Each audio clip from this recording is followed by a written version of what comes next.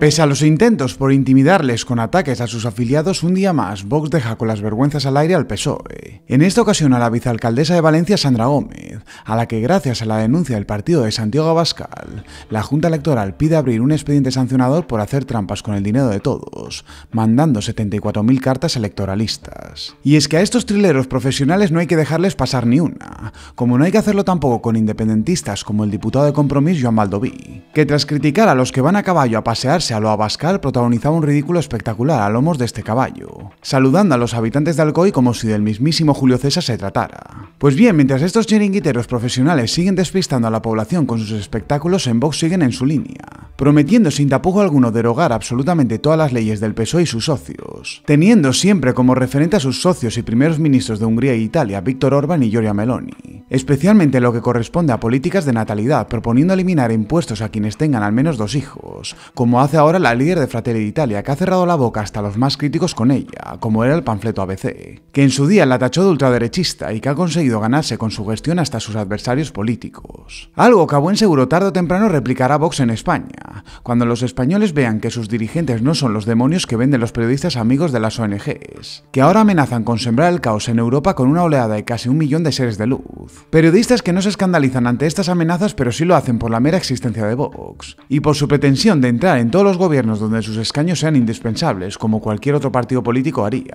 provocando reacciones de ese estilo de la redactora jefe de la supuesta cadena de radio derechas COPE, que por cierto más tarde borraría ante la afirmación de Santiago Abascal asegurando que Vox no es el coche escoba del PP. Por supuesto que no, guapi, porque sois el coche escoba del PSOE dándole oxígeno cuando se ahogan. Sabéis que hablar de exigir gobernar con el PP beneficia a Sánchez porque moviliza a la izquierda, pero solo habláis de eso, vendiendo el oso antes de cazarlo. Imbéciles. Y tan ancha y tan pancha se quedó la tipa. Natural que con esta oposición mediática entre comillas a los socialistas, Sánchez y su tropa hayan robado millones y millones a lo largo de los últimos 40 años, mientras no dejen en paz ni a los vivos ni a los muertos, volviendo a sacar el francomodín para desenterrar al fusilado José Antonio Primo de Rivera, del que la gran mayoría de periodistas ni siquiera conocen que pidió que la guerra civil terminara. Una exhumación, por cierto, que la presidenta de la Comunidad de Madrid, Isabel Díaz Ayuso, pudo haber evitado, declarando el Valle de los Caídos bien de interés cultural, pero decidió hacer lo que hace habitualmente el PP, ponérselo en bandeja a los socialistas. La cuestión es remover viejos odios, cueste lo que cueste, aunque sea haciendo el ridículo como hacían los periodistas en Televisión Espantosa en el día de ayer, llegando a confundir a José Antonio Primo de Rivera con su padre, Miguel Primo de Rivera. No saben ni siquiera a quién desentierran, pero se permiten el lujo de decir barbaridades como estas. Por mucho además que se le quiera cambiar el nombre, va a seguir siendo el Valle de los Caídos.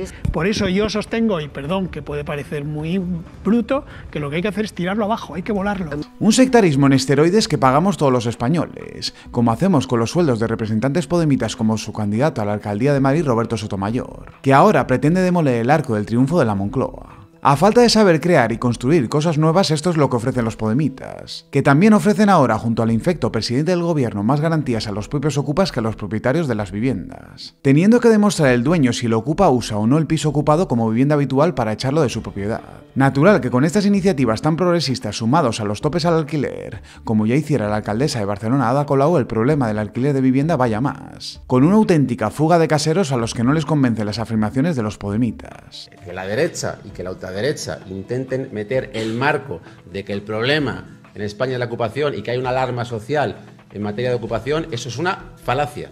Y tan anchos y tan panchos se quedan, como lo hacía esta misma mañana el portavoz socialista Pachi López con Alsina, perdiendo los nervios y dejando claro una vez más la mafia que nos desgobierna. Que había aparecido y que no había estado en absolutamente nada, en la Wikipedia aparecía diputado putero. Claro, ¿y esto quién se lo restituye? Claro, es que no puede ser. Me arrepiento de la frase, sí, pero tenía razón. Claro. Pero se arrepiente. Esto es como las leyes buenas que tienen efectos malos. Pachi López, gracias por... No te rías porque no es así. Y yo no me reiría cuando estoy hablando de la dignidad de muchas personas a las que se ha vapuleado por la puñetera cara. Claro. Luego lo del teatro y...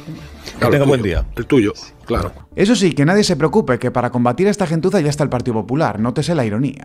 Desde donde ahora aseguran, después de haber tenido mayoría absoluta en el Congreso y el Senado años atrás y no hacer nada, que revertirán las leyes del sanchismo. El chiste se cuenta solo, un chiste que tiene cada vez menos gracia cuando vemos a dónde nos han llevado los diferentes gobiernos de PP y PSOE, concretamente a las colas del hambre kilométricas en pleno centro de Madrid, y a una inseguridad tremenda en las calles donde ya son habituales las puñaladas mortales, como sucede en Barcelona, donde esta valiente conductora de autobús tenía que expulsar a este tipejo por faltarle al respeto en varias ocasiones. Estas y no otras son las consecuencias naturales de pasarte media vida odiando a tu propio país, como hace Ada Colau, a la que troleaban de esta manera en el día de ayer.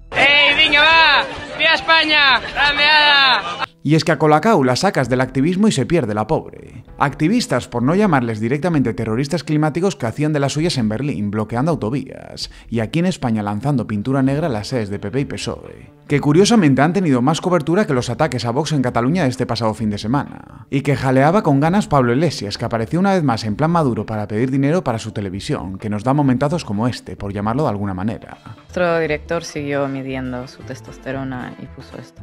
No, respetad nuestra crisis de la mediana edad, que ir al urólogo es muy duro, compañeras. Tranquilo, Pablo, no te va a venir mal un tacto rectal para deconstruirte un poco. Necesitamos hombres deconstruidos.